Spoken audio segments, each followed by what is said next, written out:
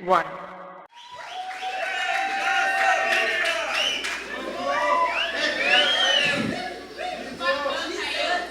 Feche seus olhos, vamos orar um pouquinho. Senhor, derrama a Tua presença sobre este lugar. Repousa, Senhor, com o Teu Espírito Santo sobre nós, Senhor. Queremos aprender de Ti nessa noite, Senhor. Então eu te peço, Espírito Santo, que o Espírito da verdade, o Espírito da revelação, o Espírito que o nosso Senhor Jesus só Ele pode nos dar, Ele venha sobre nós e nos ensine a respeito da Tua palavra. Nos constranja essa noite, Senhor, com o Teu amor, com a Tua misericórdia. Ensina-nos, Senhor. Ministras Tu pelo Teu poder e pelo Teu Espírito Santo. Em nome de Jesus. Amém. Gente, muito feliz de estar aqui diante de vocês, conversar um pouquinho sobre aquilo que o Senhor tem ministrado no meu coração, no Pockets desse ano. E eu queria pedir para você abrir comigo lá no livro de Êxodo, no capítulo de número 29, no versículo 45.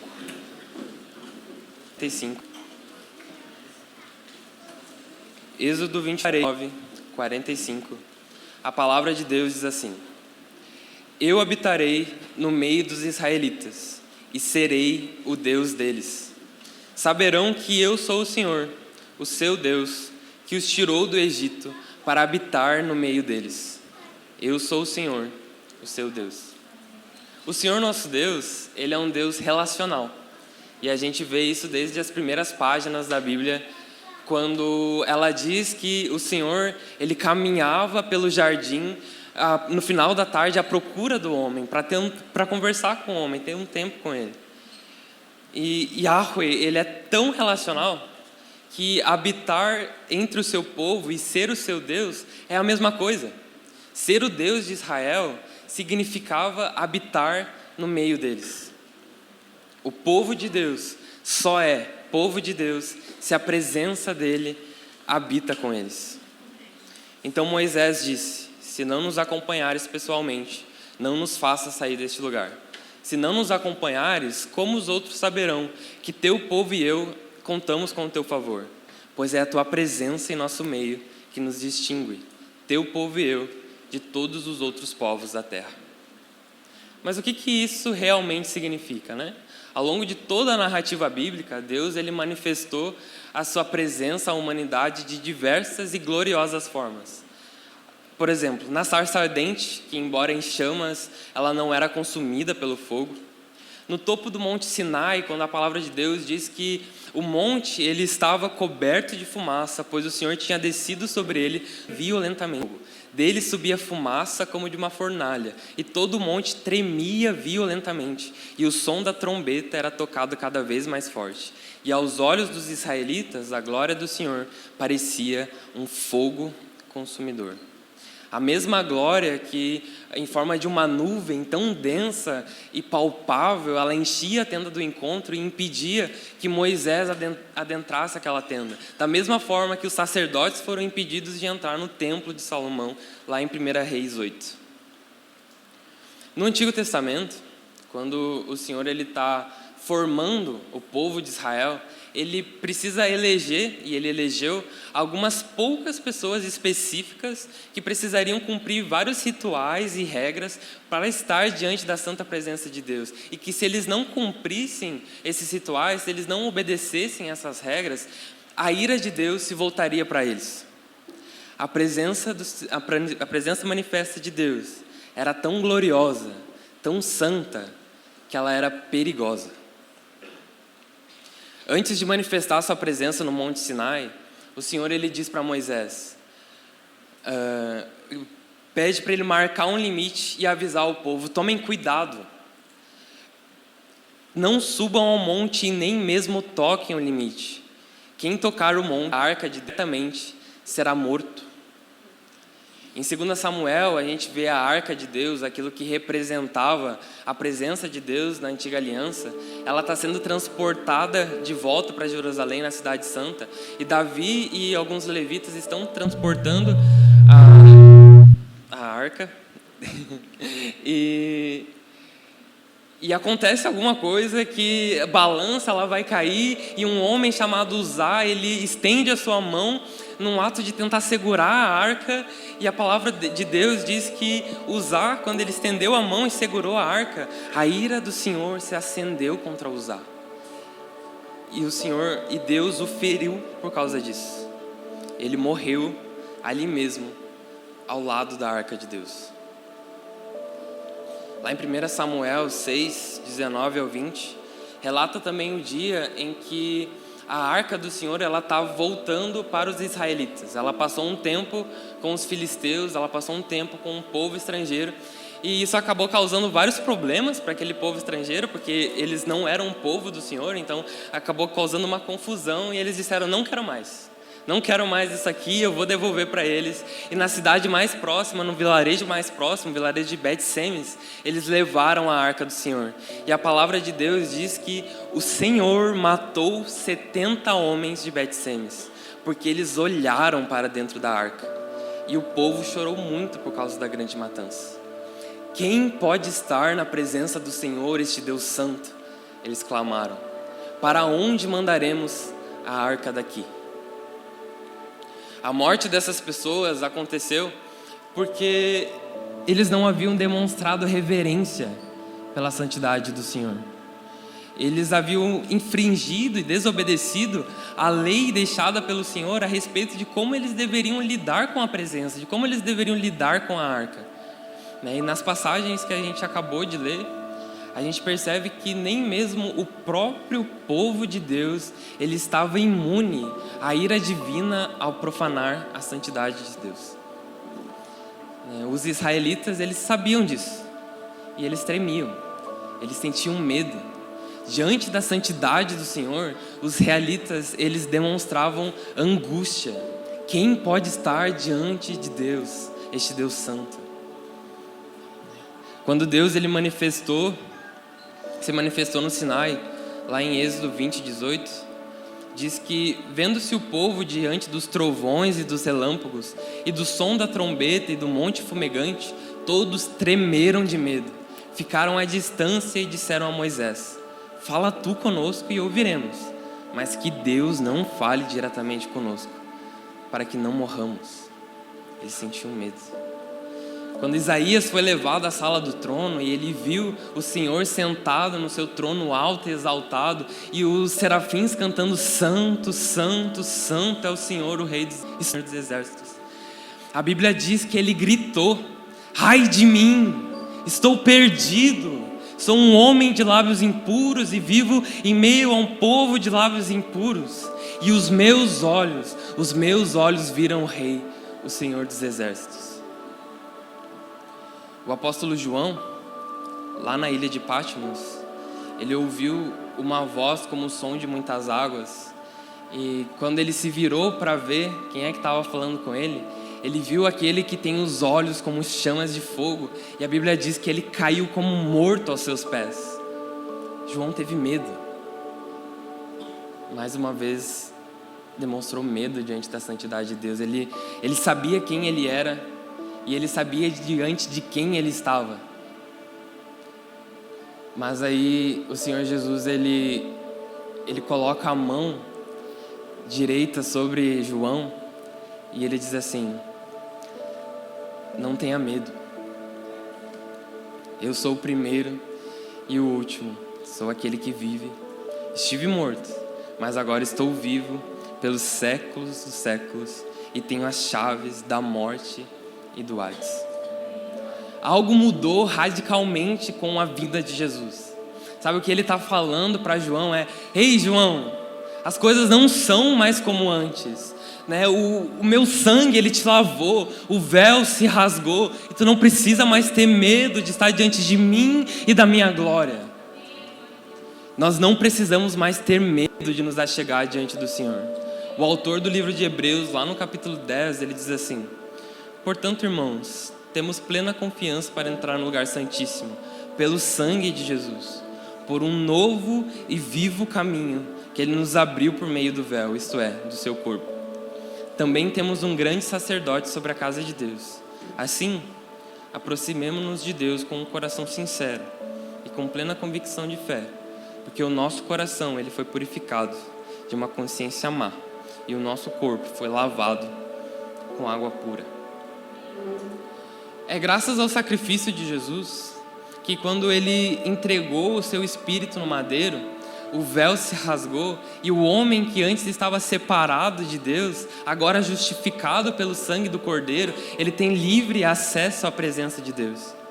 E a gente não pode nunca se esquecer disso. A gente nunca pode se esquecer que a única forma de estar diante do Senhor, de adentrar o lugar santíssimo, é pelo sangue de Jesus. Porque se não fosse por Ele, nós seríamos mortos da mesma forma que Uzá e os homens de Bet-Semes. Mas por que a gente não pode se esquecer disso, né? Qual que é a consequência de entender todo esse contexto? Entender tudo isso deve causar temor. Sabe, a gente não precisa ter medo mais dessa presença, só que a gente precisa ter temor. Creio que, de verdade, eu creio no meu espírito assim, que o Senhor ele quer nos ensinar nesse tempo, a respeito de reverência, a respeito de um profundo respeito pela santidade do Senhor. A Bíblia ela tá lotada de maluco, de uns doidos. E sabendo de tudo isso, eles desejavam com todo o coração estar diante do Deus santo e poderoso, que Hebreus 12 nos descreve como um fogo consumidor, né? E um desses loucos, era Moisés. Certa vez, Moisés ele fez uma oração muito ousada. E ele disse assim: peço-te que me mostres a tua glória. E o Senhor concordou em deixar que Moisés visse apenas as suas costas, através da fenda de uma rocha. E a Bíblia diz que quando Moisés ele viu o Senhor, quando ele viu as costas do Senhor, ele imediatamente, algumas traduções dizem que ele apressou-se, prostrou-se com o rosto em terra e o adorou. Meu propósito aqui não é entregar um manual ou um jeito certo de adorar, mas essa mensagem é sobre reverência, é sobre um respeito profundo pela santidade dos reis e Senhor dos senhores, aquele que está assentado de mais alto e sublime trono e tem todas as coisas debaixo do seu poder. É entender diante de quem nós estamos, reconhecendo a nossa pequenez e do que Ele é digno. Beleza, Cauê? Quando o Senhor se manifestar, então eu te prometo mesmo que eu vou ser reverente. Acontece que quando o Senhor se manifestar, a gente não tem escolha. Não tem outra escolha. Quando o Senhor se manifestar, todo joelho se dobrará e toda língua confessará que Ele é Deus. Então por que dessa mensagem, né? Por que tudo isso? A Bíblia diz que o Espírito Santo de Deus, Ele mora em nós. Nós estamos sempre diante da presença do Deus Santo. E eu não sei se você sabe, mas esse Deus que mora em nós é o mesmo Deus do Antigo Testamento. É o mesmo Deus que matou aqueles homens. É o mesmo Deus que prezava e sentia zelo pela sua santidade. E como isso afeta o modo que nós vivemos hoje? Como isso impacta as nossas atitudes hoje? Sabe, será que as nossas atitudes elas têm reverenciado o Senhor? Têm zelado pela santidade dEle? Em Apocalipse 1, João vê Jesus no meio de 7 candelabros de ouro, e esses candelabros eles representavam 7 igrejas da época para quem Jesus escreveria cartas. E essas 7 igrejas, elas, por sua vez, elas representavam a igreja gloriosa do fim em sua inteireza. Então, quando o João diz que vê Jesus caminhando entre esses candelabros, ele está dizendo que o Senhor, ele caminha entre a sua igreja, ele está no meio da sua igreja. Então, quando a gente diz que o Senhor, ele está aqui, não é uma frase legal que o Marco inventou ano passado para a nossa visão, é uma verdade eterna, uma verdade escrita que ele está aqui. Então, antes de eu sentir um arrepio, ou antes que os meus olhos se encham de lágrimas, ele está aqui. como isso afeta a minha adoração hoje. Como eu me coloco em adoração sabendo disso, que o Senhor está aqui. É tempo também de amarmos essa graça. O título dessa pregação, ela é A Graça da Presença. Porque estar diante da terrível, da santa e da gloriosa presença de Deus é um presente. O rei Davi, um homem segundo o coração de Deus e outro doido da Bíblia, e para finalizar, ele declarou no Salmo 27: a única coisa que eu peço ao Senhor, o meu maior desejo, é morar na casa do Senhor todos os dias de minha vida, para contemplar a beleza do Senhor e meditar no seu templo.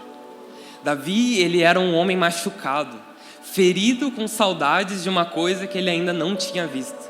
Davi, ele tinha saudades da presença manifesta de Deus. Sim, e por isso ele faz um voto com o Senhor. E lá no Salmo 132 ele diz assim: não voltarei para casa, não descansarei em minha cama, não deixarei que os meus olhos durmam e nem fecharei as pálpebras para cochilar, enquanto não encontrar lugar para a habitação do Senhor, um santuário para o poderoso de Jacó. Davi, ele olhava para aquilo que Moisés tinha vivido, ele olhava para aquilo que aconteceu no Sinai, os testemunhos passados, e ele dizia: nós não temos isso. A nossa geração, ela não tem isso. E é por isso que ele faz esse voto: eu não vou descansar até que o Senhor venha, no máximo que Ele pode vir na minha geração.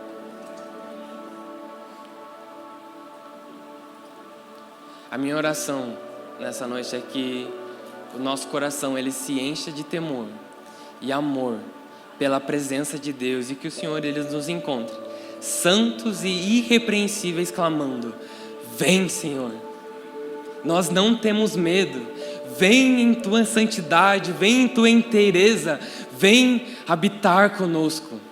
Isso é avivamento, gente. É quando Deus, em sua inteireza, com Ele por completo, Ele se muda para uma região geográfica. E que seja em nosso meio. Em nome de Jesus. Amém.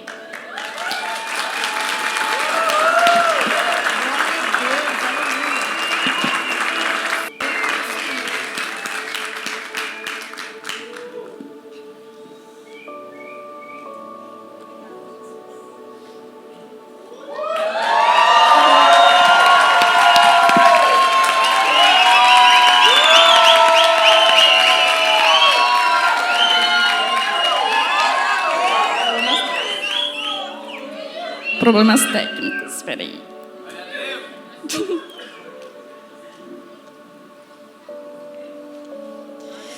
A paz do Senhor. Gente, estou muito feliz e honrada por compartilhar o que o Senhor já tem ministrado muito tempo na nossa família, em mim. E eu quero que vocês abram comigo ali em Salmos 23, do 1 até o 6.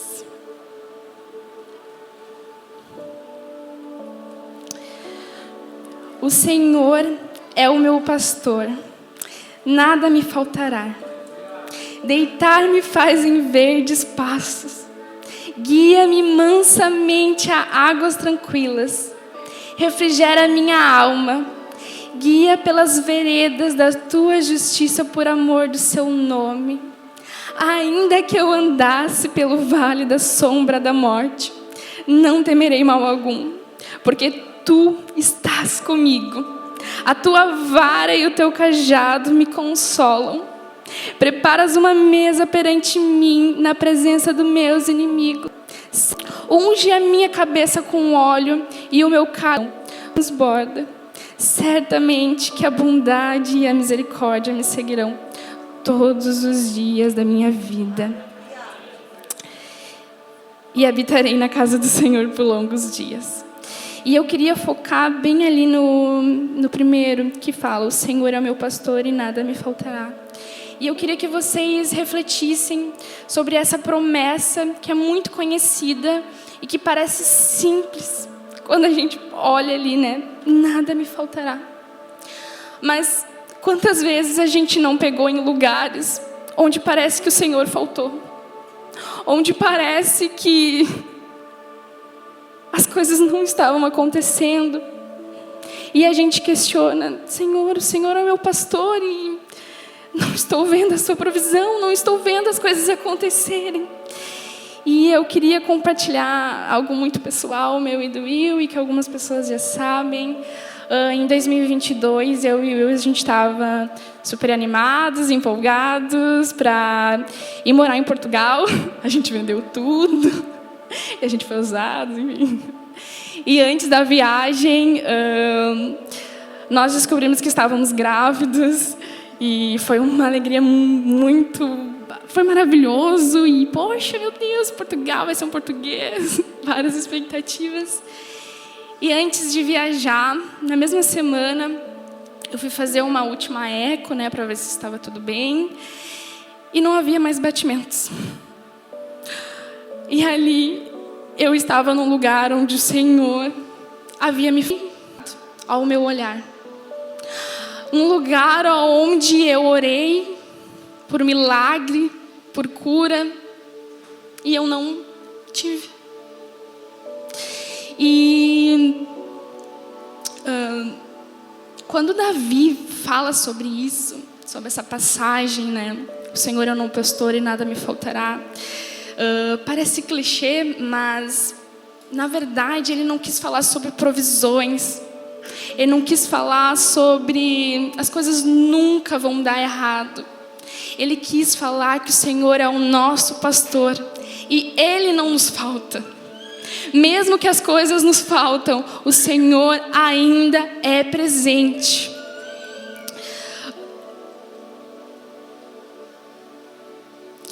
E hoje a nossa pergunta, ou talvez você esteja passando por um vale da sombra, da morte, possa se perguntar: mas onde está o Senhor no meio do meu sofrimento? E para ser muito sincera, eu nunca tive respostas do Senhor porque que nós não tivemos o nosso bebê. Eu nunca tive respostas, nós nunca tivemos um propósito, que geralmente a gente, não, vamos encontrar um propósito. O Senhor nunca me deu um propósito, o Senhor nunca me trouxe respostas, mas Ele me deu consolo. Ele me trouxe consolo e teremos resposta dEle. Nem sempre teremos respostas, mas nós temos a esperança. E o que eu queria trazer para vocês é que a nossa esperança deve ser escatológica, uma esperança do céu. Porque a Bíblia, ela não nos promete uma vida sem sofrimento. A Bíblia não nos promete uma vida próspera e com dinheiros e riquezas. Ou talvez, algo que eu sempre falo muito para o Will, talvez eu nunca vai gerar e não tem problema. Eu encontro consolo na presença do Senhor. Esses dias no YouLink eu compartilhei uma frase com as gurias, que é do livro A Oração da Noite, da autora Tish Warren, que fala assim: no final tudo ficará bem. Se não está nada bem, é porque não é o final. E a nossa esperança, ela não deve ser terrena. A nossa esperança deve ser na eternidade. Na cruz, talvez nós não vamos encontrar respostas, mas nós encontraremos esperança. E lá em Salmos 1:3 vai dizer: será como árvore plantada junto a ribeiros de águas, a qual dá o fruto na estação própria e cujas folhas não caem, e tudo que fizer prosperará. Enquanto nós fomos peregrinos aqui na terra, nós precisamos ser árvores plantadas junto ao ribeiro, onde as nossas raízes vão estar junto à fonte da água viva. E a água viva é o Senhor. E que mesmo onde a gente passa, independente das estações, nós vamos frutificar. Nós vamos frutificar e as outras pessoas irão se alimentar dos nossos frutos e frutos saudáveis. E lá em Jeremias também vai falar, Jeremias 17, do 7 ao 8, vai dizer assim: bendito é o homem cuja confiança está no Senhor. Será como árvore plantada junto às águas. Não temerá quando o calor chegar. Não ficará ansiosa no ano da seca, nem deixará de dar frutos. E esse versículo fica muito claro que o calor vai chegar, que o inverno pode chegar, que o ano da seca pode chegar. Mas se nós estivermos junto ao ribeiro, junto na presença do Senhor, que isso for nos prometido, a presença do Senhor, independente das estações, independente do vale da morte, nós ainda assim vamos frutificar no Senhor. E talvez você esteja vivendo um tempo de perda, um tempo de dor ou de silêncio. E eu não tenho todas as respostas, e talvez você nunca vai encontrar as respostas. Mas eu posso te afirmar que o Senhor é contigo. E você tem um bom pastor, e Ele nunca vai te faltar. Mesmo que as coisas faltem, o Senhor nunca vai faltar. E essa é uma promessa. E que nós possamos olhar para o céu e que nós possamos ver a suficiência do Senhor, porque Ele é suficiente. Que nós possamos contemplar a graça de Deus, que isso é um presente. E isso é um presente que já nos foi dado. Quero concluir ali no Salmos 23:6, que fala: certamente que a bondade e a misericórdia me seguirão todos os dias da minha vida, e habitarei na casa do Senhor por longos dias.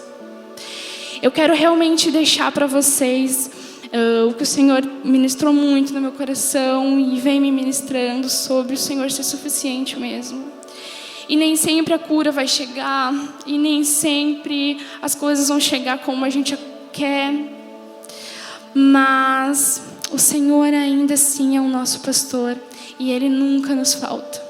E que nós possamos ter uma fé não fingida, uma fé ousada, para mesmo assim confiar.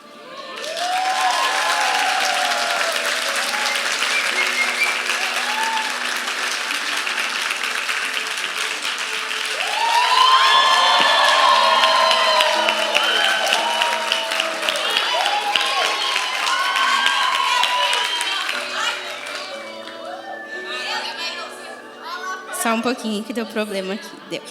Oi, amigos. Então, eu quero começar dizendo para vocês que há 2 anos atrás esse momento não seria possível. Eu estava no meu pior ano com ansiedade social. Pegar um microfone era muito difícil.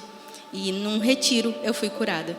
E eu posso confirmar para vocês que eu fui curada, porque eu acompanhava uma aluna surda na psicologia e teve uma aula que era sobre isso. E todos os pontos que ele falava, eu podia dizer: eu não tenho mais isso, eu não tenho mais isso. Então Deus, Ele ainda faz milagres. Desculpa, Rose, eu comecei diferente. E a verdade é que eu ia começar já com uma polêmica, falando sobre dons. Talvez para alguns não seja uma polêmica, mas quando eu vi a primeira vez, para mim foi uma polêmica. Tá? Paulo diz lá em 1 Coríntios 14:1, assim: sigam o amor e procurem com zelo os dons espirituais. Até aqui, ok. Principalmente o de profetizar. Então, será que quem profetiza é maior que os outros? Quem tem o dom de profetizar é o bambambam? Paulo não está dizendo isso. Ele também não está dizendo que todos temos o dom de profecia ou que todos somos profetas. Espera aí, pode ter ficado complicado isso. Pode ter dado uma confusão. Dom de profecia é uma coisa. Ministério profético é outra coisa. São coisas diferentes. O que Paulo está nos dizendo é que, acima de tudo, vem o amor. O amor, ele é em primeiro lugar. e que nós devemos buscar com zelo e com dedicação todos os dons, mas principalmente o de profecia. Tá, mas a gente fala em profecia toda hora, né? Vamos profetizar, mas o que é profecia? O Fábio Coelho, ele é um dos profetas referências na nossa nação nos tempos atuais. Ele define a profecia como a expressão dos segredos da mente e do coração de Deus através da linguagem humana. Eu vou com calma porque eu não quero maltratar a minha voluntária. Na Bíblia, nós encontramos diferentes formas como a profecia ela é usada. Pode ser para fortalecer, para correção, para edificação e até mesmo para dar algum direcionamento e alguma revelação. Sobre alguns dons, né? A profecia ela é usada às vezes para dizer qual dom aquela pessoa tem. Mas aqui tem um alerta. Não é o profeta que impõe as mãos na cabeça das pessoas, consagrando ou declarando que ele tem um dom. Quem faz isso é o presbitério, ou seja, a liderança. Paulo dá essa orientação lá em Timóteo. Então não é porque eu tenho um ministério profético que eu saio colocando a mão na cabeça das pessoas. Isso é diferente. Agora, sobre o dom de profecia. Ele é quase a mesma coisa do que uma interpretação. E quando eu comecei a estudar sobre isso, eu achei incrível como as coisas se conectam. Vou explicar como é que é esse processo, tá? Quando a gente interpreta, primeiro, eu vou receber a informação, o meu cérebro ele vai processar essa informação e eu vou então comunicar, verbalizar ou então vou sinalizar, que é o caso de Libras. Vou explicar para vocês. Cérebro, eu recebo a informação. Alguém está falando, alguém está cantando e aquela informação está entrando na minha mente. Aí vem a segunda parte. O cérebro vai processar, ou seja, ele vai buscar tudo que eu tenho de conhecimento, seja técnico, seja específico, seja o que eu já ouvi falar sobre aquilo. Se é algo que eu nunca ouvi falar, ele não vai encontrar um sentido e a tradução vai ficar bem difícil. Por isso que a gente pede esboço. E por último, o verbalizar, né, que eu vou comunicar. Então, depois que o meu cérebro encontrou o sentido daquilo, eu vou traduzir, vou falar na língua daquela pessoa, né, seja sinalizando ou então verbalizando. Então, o que acontece? O Espírito, né, Deus fala ao meu Espírito, o meu cérebro processa, porque é racional. Então, se eu não busco conhecimento teórico, se eu não leio a Bíblia, se eu não procuro entender, vai dar B.O. Tá? A chance de te enganar é muito grande. E, por último, eu verbalizo. Eu falo aquilo que Deus comunicou ao meu espírito. Então, o processo é o mesmo. E é assim que funciona o dom de profecia. Conforme a orientação de Paulo, todos nós devemos buscar esse dom. Todos. É todos. Então, se você não profetiza, hoje é o dia. Hoje é o dia da gente orar e você começar a profetizar. E quando eu busco algo, quando eu quero algo, eu não fico parado esperando Deus me entregar o dom. Eu preciso começar a me movimentar. Eu preciso começar a agir. E eu vou pegar o exemplo da Rose de novo. É a primeira vez que a Rose está interpretando. Ela só vai conseguir interpretar uma pregação inteira praticando, aos pouquinhos, assim, de 15 em 15 minutos, com coisas mais curtas. E é assim com os dons também. A gente não pode querer acreditar que de início a gente já vai sair acertando tudo. Isso não vai acontecer. Então é para todos. Além disso, Paulo, o dom de profetizar, e conheça todos os mistérios e toda a ciência, ainda que eu tenha tamanha fé a ponto de transportar montes, se eu não tiver amor, nada serei. E aí vem o amor de novo. Então, se for para você falar algo para o teu irmão, que não seja em amor, que vai destruir ele, que vai afastar ele, faz um favor para a gente. Fica quieto, sabe? Não fala. Se é para isso, não fala. A função da profecia, ela é... me perdi. edificar, exortar e consolar. Se for algo diferente disso, não é. Apontar o pecado do teu irmão só por apontar também não é profecia, a não ser que seja para corrigir e para orientar, ou seja, para edificar a pessoa, exortar e edificar. Então, sobre o dom de profecia, todos podem e devem profetizar. Essa é a orientação de Paulo. Agora, sobre o ministério profético, sobre o profeta. Ele não é um cargo e muito menos um status. Tá? O profeta de tal. Não é para isso que Deus estipulou o ministério profético. A principal função do profeta, assim como os demais 5 ministérios, como Adriano pregou sábado passado, é aperfeiçoar os santos, ou seja, treinar, ensinar e direcionar. Essa é a principal função do ministério do profeta. Efésios 4:11 diz assim: Ele mesmo concedeu uns para apóstolos, outros para profetas, outros para evangelistas e outros para pastores e mestres, com vistas ao aperfeiçoamento dos santos, para o desempenho do seu serviço, para a edificação do corpo de Cristo, até que todos cheguemos à unidade da fé e do pleno conhecimento do Filho de Deus. Ali não diz que todos, outros mais outros não dá todos. Não é esse cálculo, é alguns. Nem todos vão ser chamados para um desses 5 ministérios. E não é que quem é chamado para isso é especial. Não, algumas pessoas são chamadas para servir os santos. Quem são os santos? Todos nós.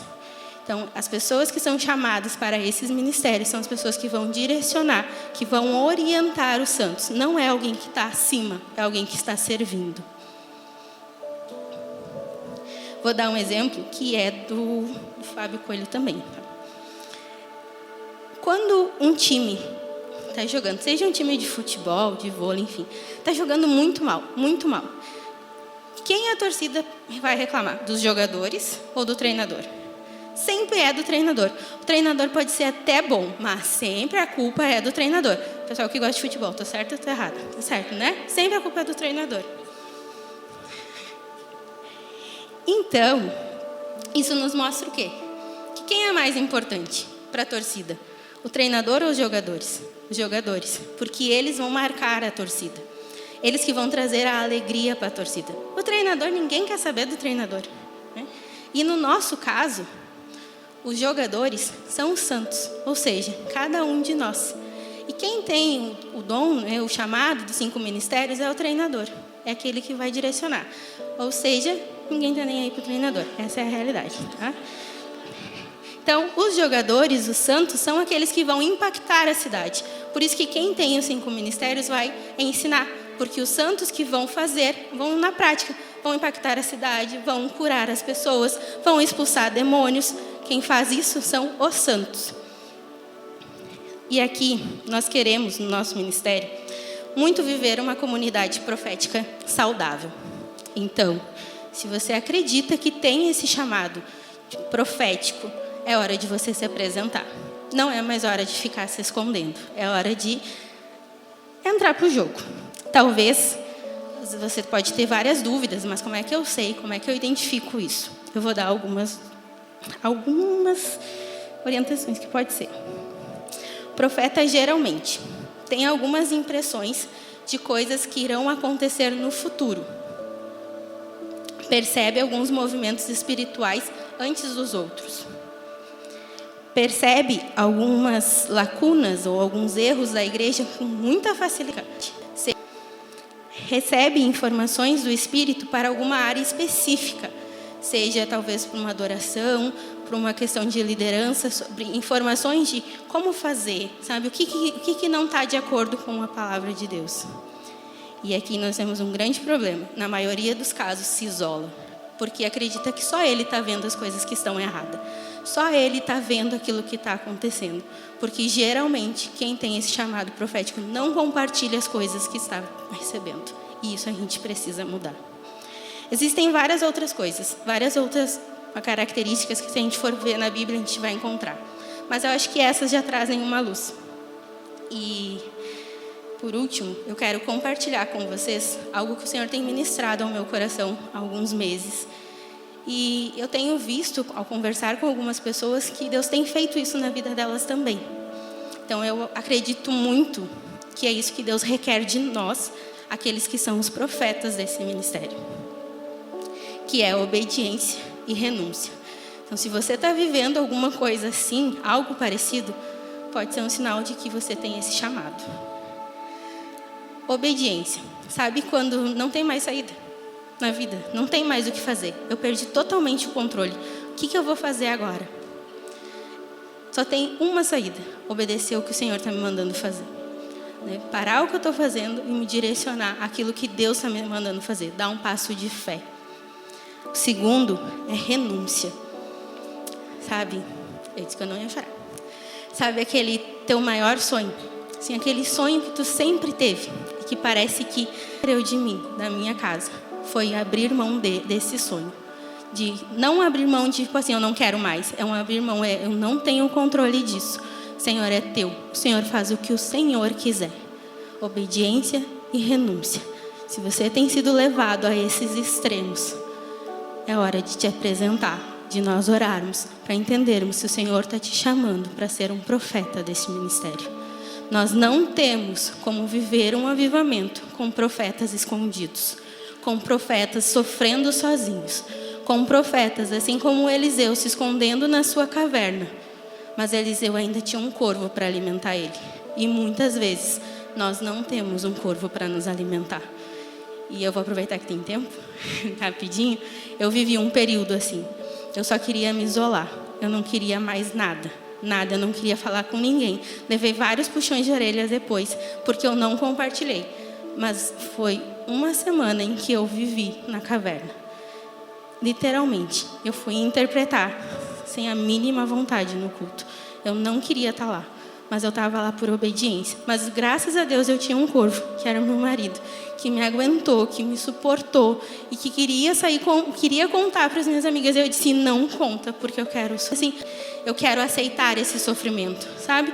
Às vezes as coisas acontecem e a gente diz assim, Deus vai resolver, tá tudo bem. Então eu pego isso, eu escondo e aí eu sigo.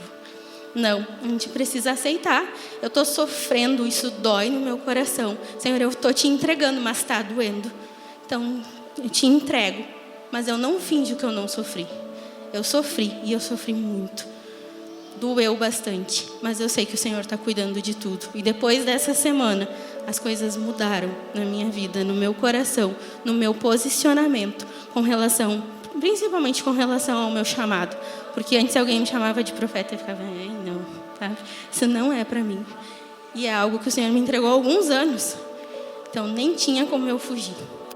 Então, se você não profetiza, hoje é a noite de nós orarmos sobre isso. E se você acredita que tem um chamado para profeta, também é o momento. Amém.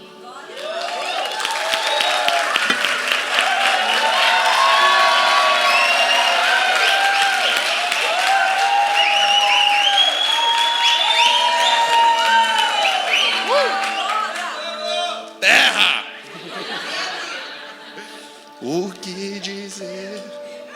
Glória a Deus, glória a Deus. Eu estou muito feliz pelo convite. Eu estou me sentindo muito ousado aqui hoje. Me sentindo muito ousado, assim. E até em cima da visão, queria perguntar aqui, quem está feliz com a visão que a gente está vivendo esse ano? E quem acha que vai conseguir viver ela na prática? Eu estou bem feliz. Só que com isso eu quero que vocês já abram em Hebreus 11, versículo 1. Vou compartilhar algo com vocês assim, totalmente vulnerável, né? Totalmente despido de qualquer coisa aqui. Que lendo esse texto que fala, ora, a fé é a certeza daquilo que esperamos e a prova das coisas que não vemos. Eu realmente confesso para vocês que quando eu leio esse texto e reflito sobre ele, eu não sei se eu tenho uma convicção tão grande assim, sabe? Eu até olho para dentro de mim, enxergo fé, tem fé aqui, sabe? Só que eu não sei se é uma fé realmente grande, genuína, a ponto de não ter incertezas, de não ter medo, de não ser inseguro para viver algumas realidades, sabe? E isso tem me levado a acreditar, por muitas vezes, que as circunstâncias das nossas vidas, a realidade da nossa cidade, a realidade do nosso estado, a realidade do nosso país, a do mundo como um todo, tem total interferência na minha fé, sabe? Eu tenho deixado as coisas externas, muitas vezes, afetar essa convicção de fé. E desde que quando o Marco trouxe para nós essa visão, eu tenho refletido sobre isso, sabe? Cara, é uma visão totalmente bíblica, totalmente que nos tira da zona de conforto, mas será que eu consigo ver isso na prática? Porque muitas vezes o nosso discurso é maravilhoso. A gente chega, a gente vai nos cultos, a gente prega, a gente fala para as pessoas sobre aquilo que a gente está vivendo como comunidade. Só que quando a gente vai para casa, como é que a gente tem vivido isso, sabe? E isso tem me pego assim muito, sabe? E com isso eu entendi em Deus que a gente precisa se posicionar, sabe? A gente precisa se posicionar em fé e assumir de fato a responsabilidade que Deus colocou nas nossas mãos, sabe? E por mais que a nossa fé não seja algo retilíneo, algo linear, algo constante, e caso vocês não saibam, a nossa fé não é assim, sabe? A nossa fé, ela é uma montanha russa, sabe? E por muitas vezes eu acreditei que a minha fé jamais seria inabalável, sabe? Por muitas vezes eu acreditei que a nossa fé jamais seria diminuída ou enfraquecida. E é uma mentira, porque a gente está sujeito a isso. A gente vive, a gente está num corpo totalmente emocional, vivendo realidades terríveis no nosso planeta, e isso ataca diretamente aquilo que a gente acredita. E um pouco disso é a nossa fé. A Bíblia mesmo fala que a nossa fé será aprovada. Então, se ela é aprovada, ela pode, sim ou não, ser aprovada, né? Eu acredito que faz sentido isso.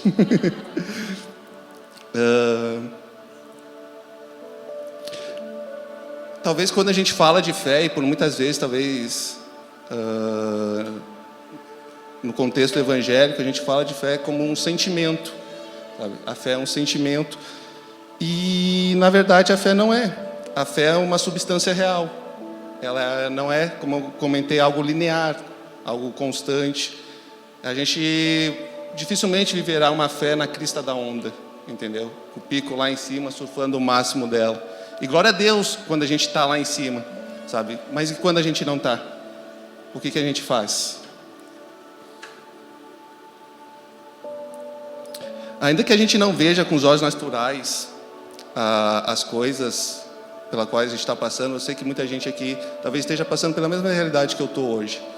De talvez uma fé não tão constante, uma fé não tão linear, talvez com algumas dúvidas sobre a visão, sabe? Tipo, será que eu consigo ver isso?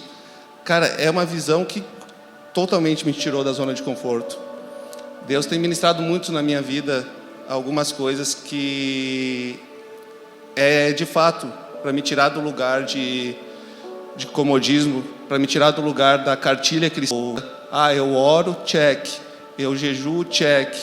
Eu leio a palavra, check. Só que, cara, se vocês não sabem, viver a igreja e ser crente é muito mais do que isso. É muito mais do que isso.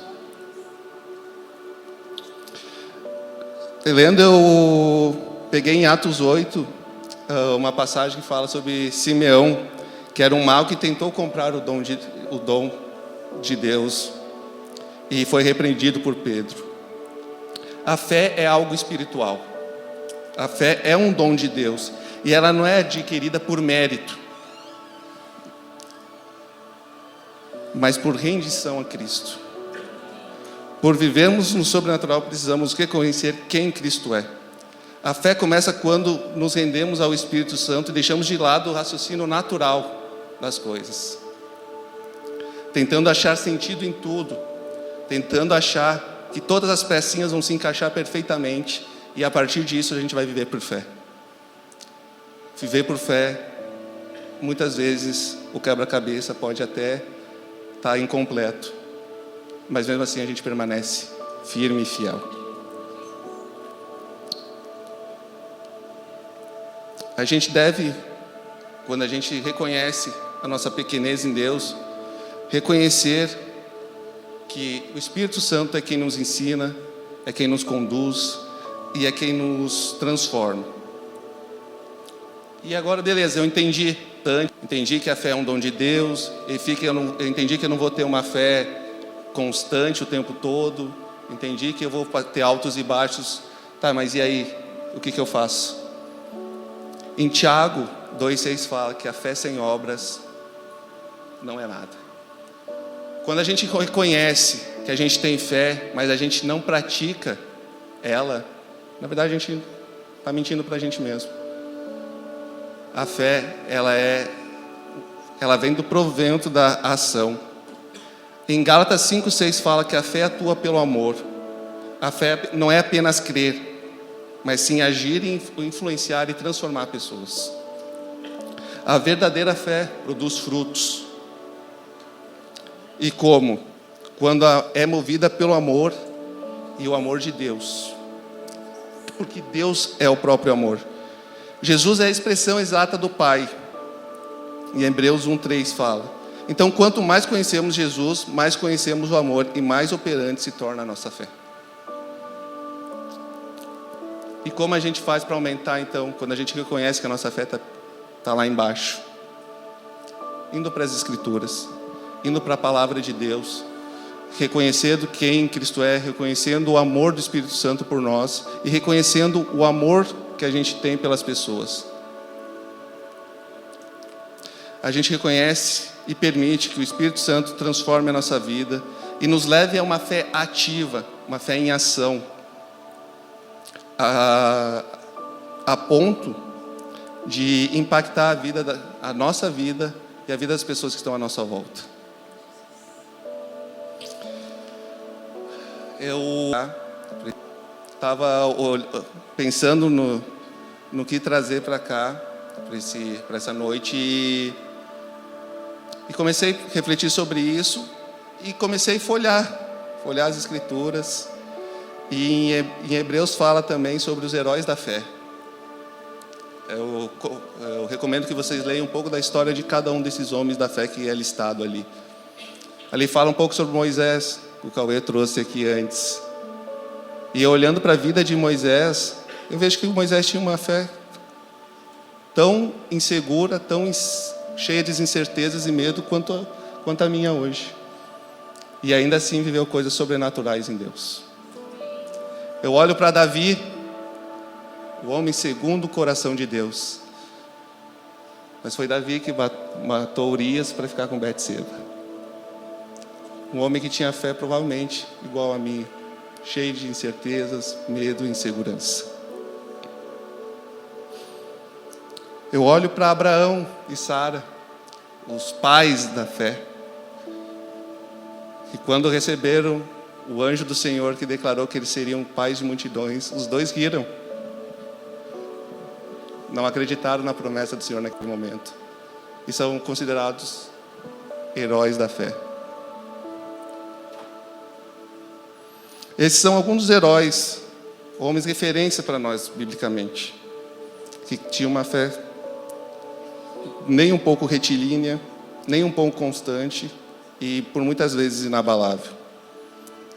Um dos grandes problemas que nós temos quando tratamos de fé é que valorizamos demais o sentimento da fé e desvalorizamos a atitude da fé. E tem um cara que eu acho que todo crente ama, porque é o cara mais parecido com a gente nesse momento, assim, que é Pedro, né? Quando fala com um crente, eu gosto de Pedro, porque Pedro era louco, Pedro era um monte de coisa, mas vivia coisas incríveis no Senhor. E eu trouxe 2 exemplos de Pedro assim que deixam muito claro os sentimentos de fé e a atitude de fé.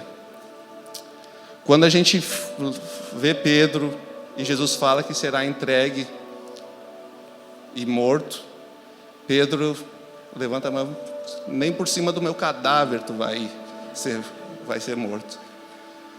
Mas depois, quando Jesus está lá sofrendo toda a dor, que o Marco já listou, quem não conhece, pergunta para o Marco lá, que ele conta um pouquinho de toda a dor que Jesus passou. Pedro vai lá e nega Jesus 3 vezes. Um sentimento incrível de Pedro, né? E, não, só por cima do meu cadáver. Mas na prática, não viveu isso.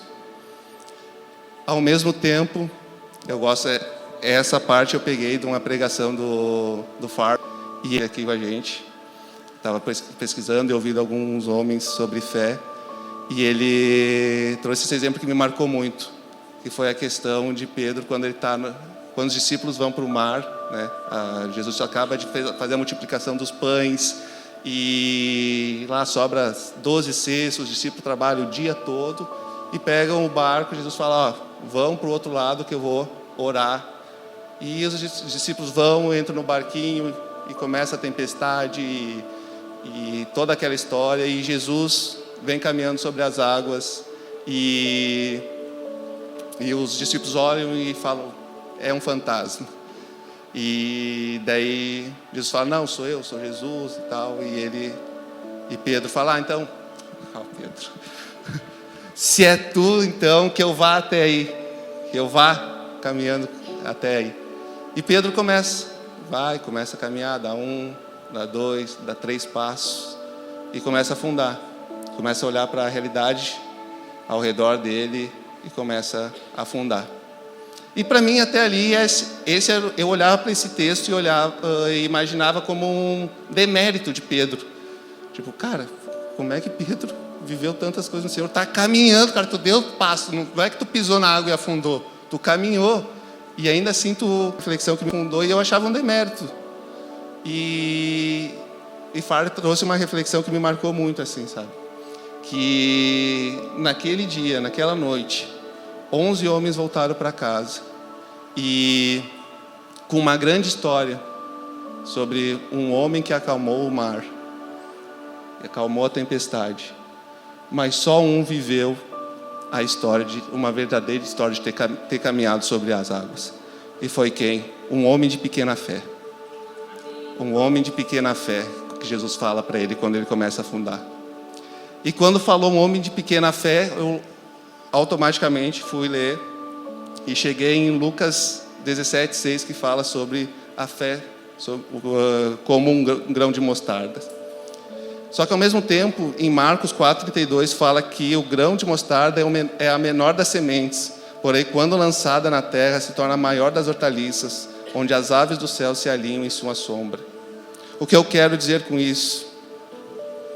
Eu não estou dizendo que a gente deve ter uma fé do tamanho de um grão de mostarda. Eu, quando leio esse texto, eu realmente não acredito que o entendimento é que nós devemos ter uma fé pequena, mas sim uma fé como uma semente, e quando a gente lança na terra, que é Cristo, ela vai crescer, e o limite desse crescimento é Deus. Ou seja, não temos limite para a nossa fé. Paulo fala que perdeu tudo, mas guardou a fé. Em Hebreus 11:6 fala que sem fé é impossível agradar a Deus. Os que confiam no Senhor são como o monte de Sião, que não se abalam, mas permanecem firmes para sempre. Salmo 125. Existe uma boa notícia para aqueles que perseveram. Deus nunca abandona. Nunca te deixarei, jamais te abandonarei. Hebreus 13:5. O Senhor é bom, um refúgio em tempo de angústia. Ele protege os que nele confiam. Naum 1:7. Essa é a referência. A obediência é a mais profunda e poderosa expressão de fé. A obediência é fé. E eu deixo Romanos 1:5 para vocês lerem e refletir sobre um pouco sobre a obediência e fé. E olhando para a minha vida, e olhando um pouco para a história, assim, quero compartilhar um testemunho também com vocês, que foi, talvez algumas pessoas já sabem, mas no aniversário de 1 ano de casados, eu e a Beta, a gente comemorou no hospital. A Beta recebeu um diagnóstico de uma doença autoimune, ou seja, não tem cura. E isso bateu forte, sabe? Realmente bateu forte, assim, porque a gente é cristão, a gente confia no Senhor, só que quando a gente recebe um diagnóstico desses, a gente abala, assim, sabe? E eu confesso que, bem provável, eu acho que eu fiquei muito mais abalado do que ela. E quando eu olho para a vida dela, assim, eu me sinto inspirado em Deus. Porque a partir daquele momento a gente decidiu viver por fé. Entendeu? Por fé na cura. A gente crê que Deus pode curar. E antes que alguém comece a todo culto querer orar por ela, entendeu? Já falo que, tipo, só vai se Deus mandar, senão nem perde tempo. Não queremos um monte de gente na volta orando só porque está emocionadinho. Entendeu?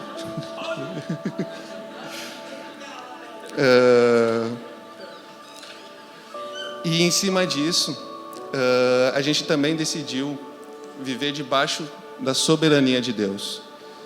E a gente declarou na nossa vida que Deus é soberano sobre todas as coisas na nossa vida. E todas as coisas não é aquilo que eu quero controlar e as demais coisas Deus faz. Não, é todas as coisas. Inclusive aquelas que eu sim posso decidir resolver. Entendeu? Que talvez está na minha mão fazer. Mas a gente ainda assim ora ao Senhor e pede direcionamento dele para as pequenas coisas. E para finalizar, que já estão me pressionando lá, eu queria falar sobre, deixar uma frase assim, ó, que não tenho medo de confiar um futuro desconhecido em um Deus conhecido. Não tenho medo de confiar num futuro que talvez seja cheio de incertezas, mas em um Deus que é todo e completo em certeza e misericórdia. Essa é a minha oração para vocês essa noite. Que uma fé que talvez cheia de incertezas, medos e insegurança, ela é natural e normal na nossa caminhada de fé. Mas que a gente reconheça que Cristo é quem dá o dom da fé e derrama sobre nós esse dom. Que a gente continue se posicionando e caminhando em fé. Que a gente com certeza vai viver coisas ousadas no Senhor.